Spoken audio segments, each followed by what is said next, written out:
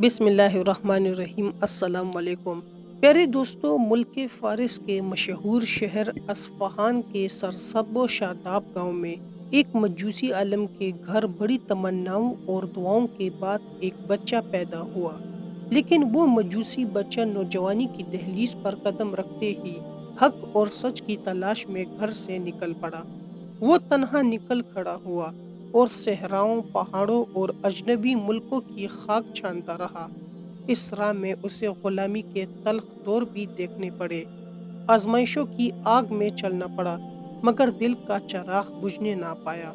آخر کار وہ مبارک وقت آ پہنچا جب اسے اپنے مقصد کی منزل مل گئی اور بارگاہ رسالت صلی اللہ علیہ وآلہ وسلم میں حاضری کی سعادت نصیب ہوئی۔ وہ خوش نصیب غلام حق جسے ایمان اور رفاقت رسول صلی اللہ علیہ وآلہ وسلم کی دولت نصیب ہوئی، انہیں تاریخ میں ہمیشہ کے لیے حضرت سلمان فارسی رضی اللہ عنہ کے نام سے یاد کیا گیا۔ آج کی اس ویڈیو میں ہم آپ کو ان کی تلاش حق اور سفر ایمان کے بارے میں بتائیں گے، لہٰذا ہماری اس ویڈیو کو آخر تک ضرور دیکھیے گا۔ پیارے دوستو، حضرت عبداللہ بن عباس رضی اللہ عنہ فرماتے ہیں کہ مجھے حضرت سلمان فارسی رضی اللہ عنہ نے اپنی آبیتی سناتے ہوئے بتایا کہ میں اصفہان کی ایک بستی کا رہنے والا ایک فارسی نوجوان تھا۔ میرے والد علاقے کے زمیندار تھے۔ وہ مجھ سے بے پناہ محبت کرتے تھے۔ مجھے سخت حفاظت کے تحت لڑکیوں کی طرح گھر میں رکھا جاتا۔ میں نے مجوسیت میں ایک بلند مقام حاصل کیا، جس کے بعد زرتشت عقیدے کے مطابق مجھے مقدس آگ کا مستقل نگران بنا دیا گیا۔ والد صاحب کی بہت بڑی جاگیر تھی۔ ایک دن وہ گھر کے کام کاج میں مصروف تھے۔ مجھ سے کہنے لگے کہ بیٹا، آج میں کچھ مصروف ہوں، تم جاگیر کا چکر لگاؤ۔ انہوں نے چھوٹے چھوٹے کچھ دیگر کام بھی بتائے۔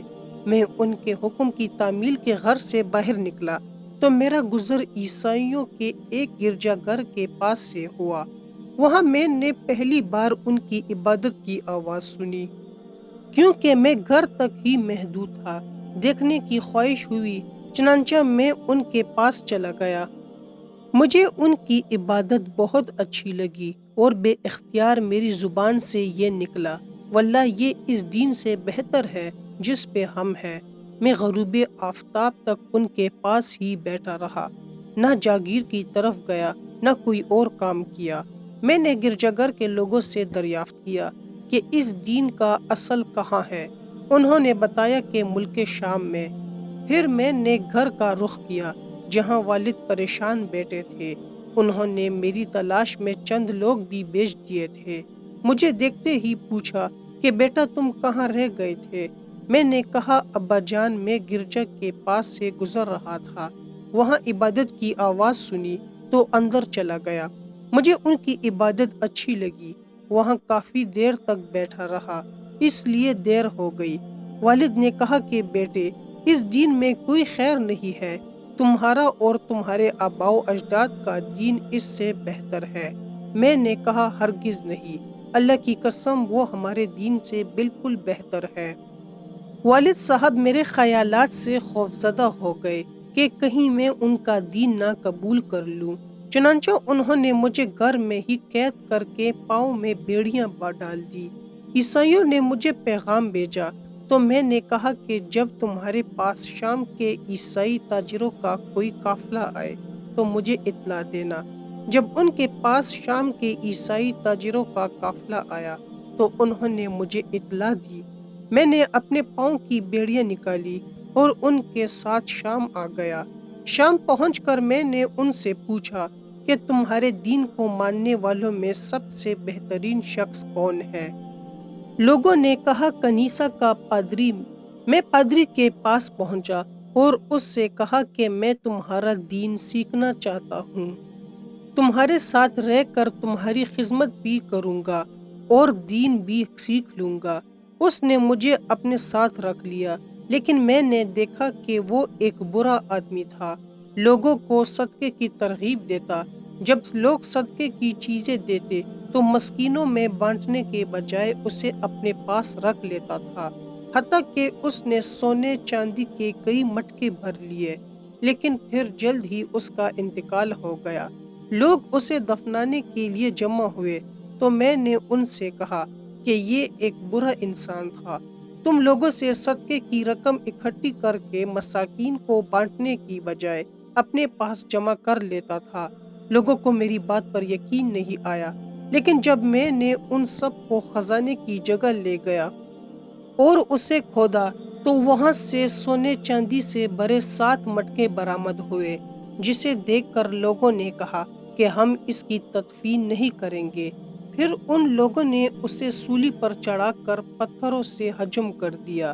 کچھ دنوں کے بعد عیسائیوں نے دوسرا پادری مقرر کر دیا۔ یہ انتہائی عبادت گزار، دنیا سے بے رغبت اور آخرت پر یقین رکھنے والا انسان تھا۔ مجھے اس سے بے انتہا عقیدت ہو گئی۔ ایک عرصے تک میں اس کے ساتھ رہا۔ اس کی وفات کا وقت آیا تو میں نے اس سے دریافت کیا کہ آپ کے بعد میں کس کی صحبت اختیار کروں، تو اس نے جواب دیا کہ بیٹا، لوگوں نے دین میں بہت تبدیلیاں کر دی ہیں، سوائے ایک شخص کے جو موصل میں ہے۔ جب وہ وفات پا گیا تو اسے دفنا کر میں موصل کی جانب چل پڑا اور جلد ہی اسے تلاش کر کے اس کے پاس پہنچا اور بتایا کہ فلاں شخص نے مرنے سے پہلے مجھے وصیت کی تھی کہ میں آپ سے ملوں۔ اس نے مجھے بتایا تھا کہ آپ ابھی تک اپنے موصل دین پر قائم ہے۔ میری درخواست پر اس نے مجھے اپنے ساتھ رہنے کی اجازت دے دی۔ وہ اپنے دین پر عمل کرنے والا ایک بہترین شخص تھا، لیکن تھوڑا وقت ہی گزرا تھا کہ اس کی موت کا وقت آ گیا۔ تو میں نے ان سے پوچھا کہ اب آپ میرے لیے کیا وصیت کرتے ہیں؟ انہوں نے کہا کہ بیٹا، واللہ میرے علم میں کوئی ایسا شخص نہیں جو اس دین پر ہو جس پر ہم تھے، سوائے ایک کے جو نصیبین میں ہے۔ اس کا فلاں فلاں نام ہے، ان سے مل لینا۔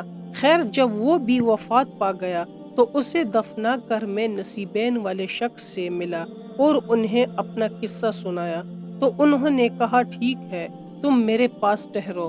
میں نے اس کے پاس قیام کیا اور اسے بھی سابقہ 2 ساتھیوں کی طرح دین پر عمل کرنے والا ایک بہترین شخص پایا، لیکن اس کی موت کا وقت جلد ہی آ گیا۔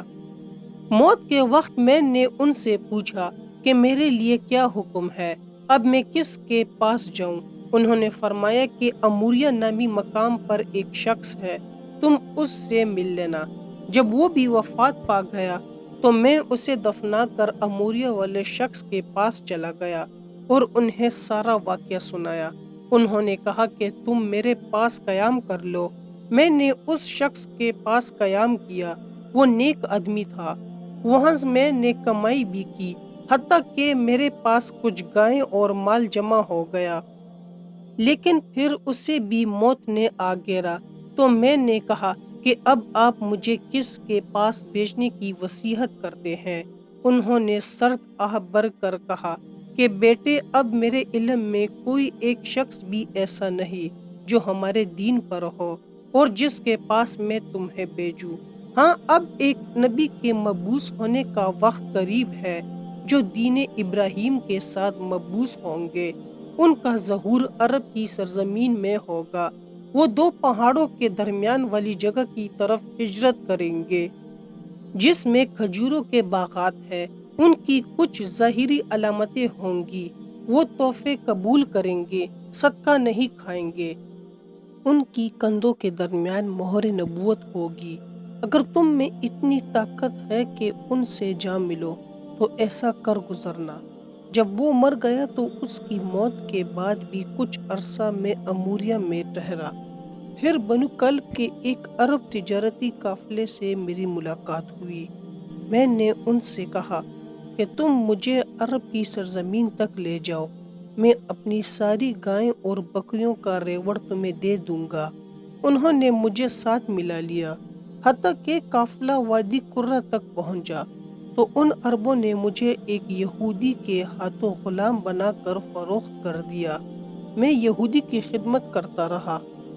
ایک روز بنو قریظہ سے تعلق رکھنے والے اس کے چچا زاد بھائی نے مجھے خرید لیا اور وہ اپنے ساتھ یثرب لے آیا۔ واللہ جب میں نے وہ علاقہ دیکھا تو اپنے ساتھی کے بتائے ہوئے وصف کی بنا پر وہ جگہ پہچان گیا۔ میں وہی ٹھہرا رہا یہاں تک کہ اللہ تعالیٰ نے اپنے رسول صلی اللہ علیہ وآلہ وسلم کو مکہ میں مبعوث کر دیا۔ جب تک اللہ تعالیٰ نے چاہا میں غلامی کی مصیبت میں ہونے کی وجہ سے ان کا تذکرہ سننے سے محروم رہا۔ پھر انہوں نے مدینے کی جانب ہجرت کی۔ میں ایک کھجور کے درخت کی چوٹی پر چڑھا کوئی کام کر رہا تھا۔ میرا مالک نیچے بیٹھا ہوا تھا۔ اچانک ان کے چچا کا بیٹا ان کے سامنے آ کر کھڑا ہو گیا اور کہنے لگا کہ اللہ اوس اور خجر کے لوگ قبیلے والوں کو برباد کرے۔ وہ سب اس وقت کعبہ میں اس شخص کے پاس اکٹھے ہو رہے ہیں جو آج مکہ سے آیا ہے۔ ان کا خیال ہے کہ وہ نبی ہے۔ جب میں نے یہ بات سنی تو مجھ پر کپکپی طاری ہو گئی، حتیٰ کہ ایسا محسوس ہونے لگا کہ میں اپنے مالک کے اوپر گر جاؤں۔ میں جلدی سے نیچے اترا اور آنے والے شخص سے پوچھا، تم کیا کہہ رہے ہو؟ ذرا پھر سے اپنی بات دہراؤ۔ میری بات سن کر میرے مالک کو شدید غصہ آیا۔ اس نے ایک زوردار تھپڑ میرے منہ پر مارا اور بولا، تجھے اس سے کیا؟ جاؤ اپنا کام کرو۔ جب شام ہوئی تو میں اپنے جمع شدہ کھجوروں میں سے کچھ کھجوریں لے کر کعبہ میں حضور پاک صلی اللہ علیہ وآلہ وسلم کی خدمت میں حاضر ہوا اور عرض کیا کہ مجھے آپ کے آنے کی خبر ملی۔ آپ صلی اللہ علیہ وآلہ وسلم نیک اور سچے ہیں۔ آپ صلی اللہ علیہ وآلہ وسلم کے ساتھ غریب حاجت مند ساتھی بھی تھے۔ آپ رضی اللہ عنہ نے کہا، میرے پاس کچھ صدقہ رکھا ہوا تھا، سوچا آپ کی خدمت میں پیش کرتا ہوں۔ آپ صلی اللہ علیہ وآلہ وسلم نے صحابہ سے فرمایا کہ لے لو اور کھاؤ، لیکن آپ صلی اللہ علیہ وآلہ وسلم نے ان میں سے کچھ بھی نہیں کھایا۔ میں نے دل میں کہا کہ یہ پہلی نشانی ہے جو پوری ہوئی۔ پھر میں واپس لوٹ آیا، کچھ چیزیں جمع کی۔ رسول اللہ صلی اللہ علیہ وآلہ وسلم مدینہ منورہ تشریف لے آئے تھے۔ میں نے آپ صلی اللہ علیہ وآلہ وسلم کی خدمت میں پیش ہو کر عرض کیا کہ یا رسول اللہ صلی اللہ علیہ وآلہ وسلم، آپ صدقہ نہیں کھاتے، میں آپ کے لیے ہدیہ لایا ہوں۔ آپ صلی اللہ علیہ وآلہ وسلم نے ان میں سے کچھ کھایا اور باقی صحابہ میں بانٹ دیا۔ یہ دوسری نشانی تھی جو پوری ہوئی۔ پھر ایک موقع پر میں رسول صلی اللہ علیہ وآلہ وسلم کی خدمت میں حاضر ہوا۔ آپ صلی اللہ علیہ وآلہ وسلم کسی صحابی کے جنازے میں شریک تھے۔ آپ صلی اللہ علیہ وآلہ وسلم کے اوپر 2 چادریں تھیں اور صحابہ کرام کے ساتھ تشریف فرما تھے۔ میں نے آپ صلی اللہ علیہ وآلہ وسلم کو سلام کیا، پھر گھوم کر آپ کی پشت کی طرف آ کر دیکھا تاکہ وہ مہر نبوت دے سکوں جو میرے ساتھی نے بتائی تھی۔ جب آپ صلی اللہ علیہ وآلہ وسلم نے مجھے اس طرح گھومتے ہوئے دیکھا تو جان گئے کہ میں مہر نبوت دیکھنا چاہتا ہوں۔ آپ صلی اللہ علیہ وآلہ وسلم نے اپنی کمر سے چادر گرا دی۔ میں نے اس مہر کی طرف دیکھا تو پہچان گیا، پھر اس سے چمٹ گیا، اس کے بوسے دینے لگا اور ساتھ ساتھ رونے لگا۔ رسول اللہ صلی اللہ علیہ وآلہ وسلم نے مجھ سے فرمایا کہ پیچھے ہو جاؤ۔ میں ہٹ گیا اور آپ صلی اللہ علیہ وآلہ وسلم کو اپنی داستان سنائی، جس طرح اے ابن عباس میں نے آپ کو سنائی۔ رسول اللہ صلی اللہ علیہ وآلہ وسلم کو یہ بات پسند آئی کہ میں اپنی داستان آپ صلی اللہ علیہ وآلہ وسلم کے صحابہ کو سناؤں۔ اس کے بعد حضرت سلمان فارسی رضی اللہ عنہ غلام ہی رہے۔ غلامی کی وجہ سے غزوہ بدر اور غزوہ احد میں شریک نہیں ہو سکے تھے۔ پیارے دوستو، حضرت سلمان فارسی رضی اللہ عنہ کا مجوسی نام مابا تھا۔ خاندان کے بارے میں زیادہ معلومات نہیں ملتی۔ رسول اللہ صلی اللہ علیہ وآلہ وسلم نے انہیں مہاجرین یا انصار کے بجائے اہل بیت میں شمار فرمایا۔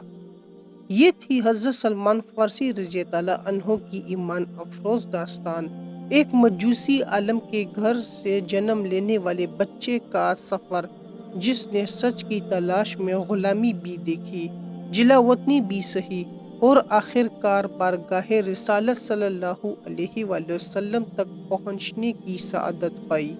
حضرت سلمان فارسی رضی اللہ عنہ کی زندگی ہمیں یہ سکھاتی ہے کہ جو دل سے سچ کا طالب ہو، راستہ کتنا ہی کٹھن کیوں نہ ہو، اللہ تعالیٰ اسے اپنی منزل تک ضرور پہنچاتا ہے۔ جی تو پیارے دوستو، ہم امید کرتے ہیں کہ آپ کو ہماری آج کی ویڈیو پسند آئی ہوگی۔ اگر آپ کو ہماری ویڈیو پسند آئی ہے تو آپ سے گزارش ہے کہ ہمارے چینل کو لائک اور سبسکرائب کر دے اور بیل کے بٹن کو بھی آن کر دے۔ آپ سے ملاقات ہوگی ایک نئی معلوماتی ویڈیو میں۔ دیکھتے رہیے ہمارے چینل کو۔ آخر میں اللہ تعالیٰ سے دعا ہے کہ اللہ تعالیٰ ہمیں اچھے کام کرنے کی توفیق عطا فرمائے اور ہمارا خاتمہ ایمان پر کرے۔